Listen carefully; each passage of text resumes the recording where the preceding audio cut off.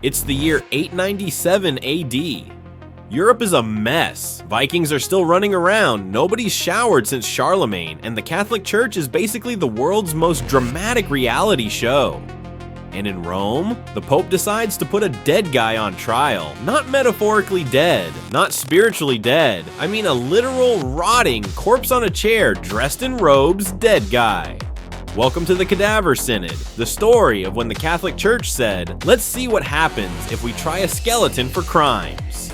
Our story begins with Pope Formosus. He was an actual human being once, not just a pile of bones with a name tag. Formosus was Pope during one of the most chaotic periods in church history. Rome was split into factions. Everybody wanted control, and being Pope basically meant target on your back. When he died in 896, everyone probably thought, finally, we can chill.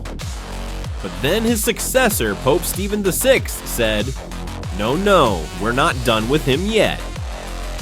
Now, Stephen VI hated Formosus. Like, deeply. Maybe it was politics, maybe jealousy, maybe he just looked at the guy's tomb and thought, that corpse owes me an apology. Whatever the reason, Stephen decided to do something no one in their right mind would ever think to do. He put Pope Formosus on trial. Yes, a trial for a man who had been dead for months. So they dug him up, literally dug him up, dressed him in papal robes again, and propped him on a chair in the middle of a courtroom. Imagine the smell, imagine the flies, imagine the poor priest whose job it was to keep the corpse from falling over. And then Pope Stephen actually started questioning the body.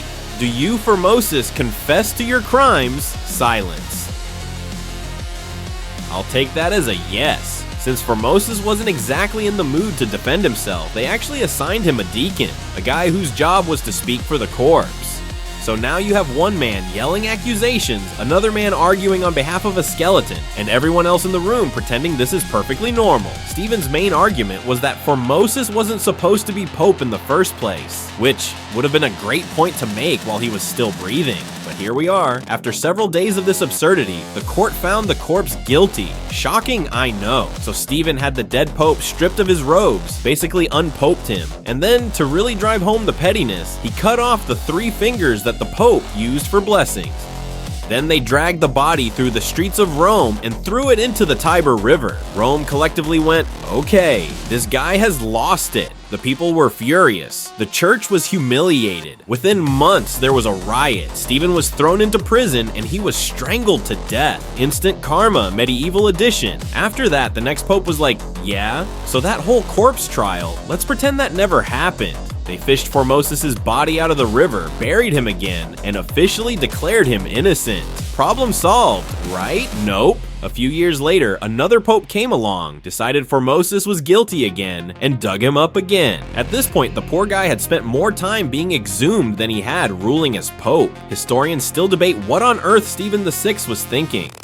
Some say it was political revenge. Others say he had a mental breakdown. Either way, the Cadaver Synod stands as one of the most insane moments in church history. So next time you think modern politics are wild, remember, at least no one's digging up corpses to put them on trial yet. And that's the story of the Cadaver Synod, the day the Pope decided to argue with a dead man and somehow still lost.